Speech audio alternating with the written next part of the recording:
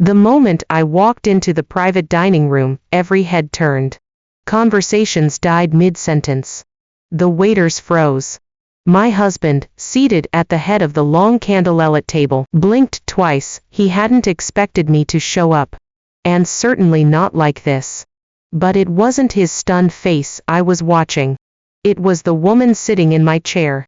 Her hand rested casually on the back of his, her laughter still echoing faintly in the awkward silence. She turned toward me, confusion flickering in her eyes, then something colder, triumph. I stepped forward slowly, my heels deliberate against the tile, a small smile playing at my lips. Everyone assumed I was about to make a scene. But I didn't raise my voice. I didn't cry. Instead, I pulled a slim white envelope from my purse, laid it gently on her empty bread plate, and said, "Since you're so eager to take my place, why don't you start with these?" She blinked. He flinched. She opened the envelope with mock amusement, but her expression shattered as she read. Her lips parted, then closed again, as if she couldn't find words sharp enough. My husband pushed back from the table, reaching for it. I beat him to it, and placed a second, identical envelope in front of him. "This one's yours," I said. "Happy birthday to me." The tension in the room snapped like glass. I turned, kissed my teenage daughter on the head, and whispered, "You'll understand everything soon." Then I walked out, leaving behind silence, shame, and the first real look of fear I had ever seen on my husband's face. It started with the little things, a receipt from a hotel downtown. He claimed it was for a client from out of town. A change in his cologne. The way he suddenly started locking his phone, even at night. I told myself not to be paranoid. After all, we'd been married 16 years. We built our business together from a laptop and a folding table. We raised 2 kids. I knew him better than anyone, or so I thought. Then came the lipstick. It was a bright red mug, left in his car's coupe holder. Smudged right at the rim. Not my color. I don't wear lipstick. He always said he preferred me, natural. When I held it up, he barely looked at it. "That's from a client," he said. "You're being ridiculous." That word, ridiculous, stung more than the lie. But I swallowed it. Like I'd been swallowing everything for months. What really broke me wasn't the affair itself, it was the way he stopped seeing me. Like I'd become a fixture in the house. Useful. Predictable. Forgettable. The dinner table conversations got shorter. I'd ask how his day went, and he'd answer with a grunt. When I told him our son got accepted into a special art program, he barely looked up from his phone. But one night, I woke up thirsty and went downstairs. His voice carried through the office door, low, intimate, laughing. I froze. "She's not going anywhere," he was saying. "She still thinks we're building something. Poor thing. I mean, she gave up her job for me. She's all in. What's she gonna do, leave?" I didn't confront him. I went back upstairs, sat on the edge of the bed, and stared into the dark until sunrise. He was right about one thing, I had given up everything. My job. My savings. My 20s. I helped him start the business when no one else believed in him. I took care of the kids, his mother, the bookkeeping, the staff.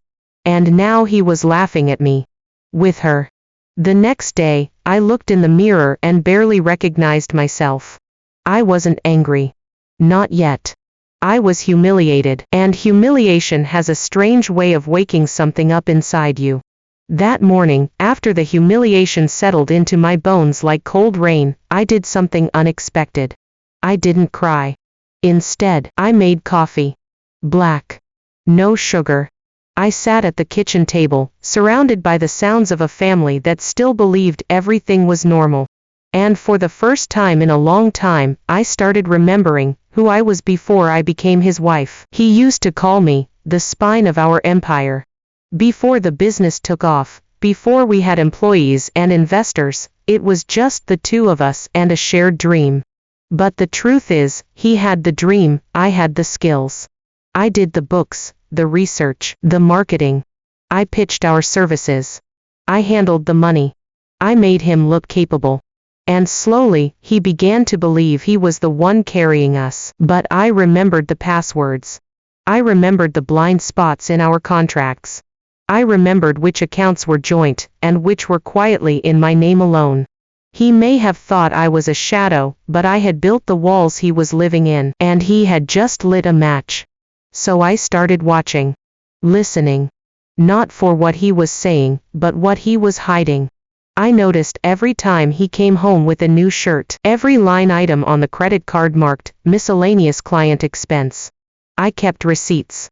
Took screenshots. I installed a silent financial tracking app on our shared devices. I read late into the night about marital assets, fiduciary responsibility, and corporate ownership laws. Turns out, he never bothered to change the fact that my name was still listed as a co-founder of the company.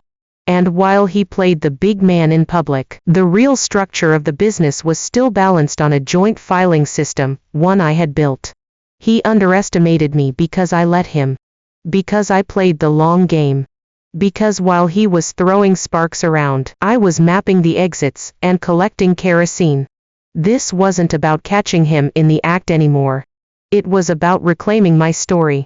At first, it was just about proving the affair. I thought if I could catch him, I could walk away with my head held high, divorce him, take the kids, and start fresh. But the deeper I looked, the darker it got. One night, as I reviewed the company's online banking records, he hadn't changed the access. I noticed something strange, transfers to a second account under a shell company I didn't recognize. The amounts weren't massive, but they were regular. Weekly. Always the same. Always just under the reporting threshold. I opened the company's expense reports, ones he thought I no longer reviewed, and started cross-checking. That shell company. It billed us monthly as a consulting partner. Except I never signed off on that partner. I never even heard of them, so I dug deeper. And there she was. Her name wasn't listed, of course. But her initials matched.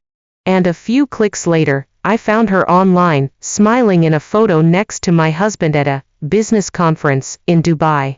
The same one he said was, all men, boring stuff. The date on the photo. The same weekend he told me our server had crashed, and he was working nonstop from the hotel. He was paying her. Through the company. This wasn't just cheating. This was fraud. I printed everything. Made copies. Hid them in a password-protected drive, and a physical folder taped beneath the drawer in my wardrobe. I called a lawyer, not the family lawyer he thought I'd call, but someone he didn't know existed. I used my maiden name. Cash only. She looked over the files, then looked up at me. You realize this isn't just marital misconduct. He's misusing business funds. If this gets out, he could be looking at charges. I nodded. Are you prepared for that? I didn't answer right away. I was thinking about our kids. Our employees. The house I built brick by brick. And then I thought about what he'd said, she's not going anywhere. She gave up everything. She won't leave. That's when I knew. I wasn't walking away to start over. I was staying to take everything back. Because this wasn't just about betrayal anymore. This was about legacy. Reputation. Justice. And justice wasn't quiet. It was calculated. It started with dinner. A quiet one. Just the two of us. I told him I was sorry for being distant. That I wanted to reconnect. I even wore the perfume he once said reminded him of our honeymoon. He bought it, hook, line, and smirk. That night, he relaxed, opened up. Told me he was glad I was coming back to my senses. And when he offered to let me help out with the business again, I smiled sweetly and said, I'd love to. What he didn't know was, I'd never stopped. I went back into the office like a ghost. Pleasant. Quiet. Invisible. The staff saw me as the wife, the nice one who brought lunch, asked about their kids, and signed the holiday cards. They had no idea I was mapping the entire internal system, cross-referencing payroll with vendor payments, and documenting how funds were being misappropriated. I used a private accountant, one he never knew about, to validate every claim. Meanwhile, I reached out to 3 former clients he had burned with delayed payments. Turns out, he'd been routing income into the shell account, avoiding taxes, and telling them we were restructuring. One of them, a retired executive, had a daughter in corporate compliance. She agreed to talk. Then I met with the board. He didn't know I was still listed as an executive shareholder. He never bothered to update it. I requested a meeting, off the record, and presented my findings, calmly, with spreadsheets, documentation, and a polite smile. I made it clear, I wasn't there to destroy the company. I was there to protect it. And myself. The board asked for time. I gave it to them. Meanwhile, I prepared the final piece, the private event. A small gathering to celebrate the company's 17th anniversary, his idea. He sent out the invitations, chose the venue, even invited her. And I encouraged it. Because that night, in front of his colleagues, friends, and investors, I would reveal everything. Not out of rage. Not for revenge. But because silence had protected him long enough. And I was done being quiet. The night of the anniversary party was flawless. Candlelit tables, jazz quartet in the corner, champagne bubbling in crystal flutes. He stood at the center of the room in his custom-tailored suit, soaking in admiration, surrounded by men who wanted to be him, and women who wanted to be near him. And she was there, elegant in a black dress, too comfortable for someone claiming to be a consultant. Her arm brushed his as they whispered, and laughed, careful but not careful enough. I waited until dessert. He had just raised his glass, preparing for a toast. To 17 years of growth, resilience, and loyalty, he said, flashing that signature grin. Perfect. I stepped forward, tapping my glass lightly with a silver fork. May I say a few words? I asked, smiling. He looked surprised. Then smug. Of course, he said. My better half, everyone. I took the mic. The room quieted. I turned to him, then slowly scanned the faces of our guests. I'd like to thank my husband for everything he's taught me. For reminding me how fragile trust is, and how powerful truth can be. He laughed nervously. Babe. I held up a hand. You see, I continued, behind every great man is a woman who built the foundation he stands on. And sometimes, that woman is also the one holding the receipts. I opened the sleek black folder I'd brought on stage. Inside were color-coded documents, emails, bank statements, screenshots of transfers, vendor invoices signed by her, and most importantly, a letter from the board. Effective immediately, I read aloud. My husband is being removed from his position as CEO pending a full audit of company finances. Gasps rippled through the room. He stepped forward, reaching for the folder. You're being dramatic, he hissed. I pulled back. No, love. I'm being thorough. I turned to her. As for our consultant, your payments have been flagged and reported. I suggest you get ahead of the investigation before your name ends up in the financial press. Her face drained of color. And just to clarify, I said, facing the crowd, this isn't vengeance. It's accountability. For my children. For my staff. For the years I spent holding up a man who thought I wouldn't dare step out of his shadow. I laid the mic down. He stood there frozen, mouth half open, his carefully curated world unraveling in front of everyone who once admired him. I walked off stage and into the quiet hallway, where my daughter stood watching.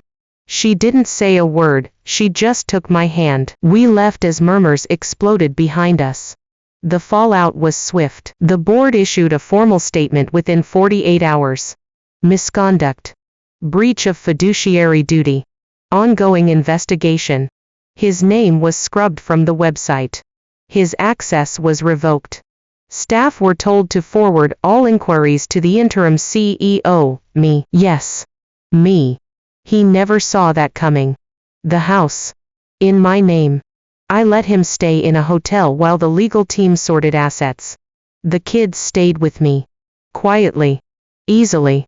They didn't even ask when he was coming back. As for her, she disappeared, deleted all social media, tried to shift the blame, but a whistleblower from the shell company came forward. The two of them had been skimming funds. For over a year she de-forged signatures, he de-approved payments. There were emails, video calls, everything archived, and I made sure it all went to the authorities. But here's the part no one saw coming. I didn't just dismantle him. I rebuilt everything he thought he owned without him. 6 months later, the business was leaner, cleaner, and more profitable than it had ever been. I launched a mentorship initiative for young women in finance. I hired back 2 employees he'd fired for not being aggressive enough. I opened a second office under my name. He tried to spin the story. Claimed I had set him up, twisted the facts, turned the kids against him. But no one listened. His lawyer dropped him after the audit. And when the IRS got involved, even his family stopped answering his calls. One evening, as I left the office, I saw him waiting near my car. He looked smaller. Not just physically, diminished. He tried to speak. He stammered. I never thought you didn't think I was capable. I finished for him. That was your first mistake. He looked at me, searching for the woman he used to control. She's gone, I said. But I'm still here. And I walked away. That night, I went home, poured a glass of wine, and sat by the window. My daughter was upstairs playing guitar. My son was painting a model spaceship. The house was warm, calm, mine. Not because I'd taken revenge. Because I'd taken back everything. Not with shouting. Not with tears, but with quiet, devastating clarity. And for the first time in years, I didn't feel like a wife, or a fool, or a victim. I felt like myself.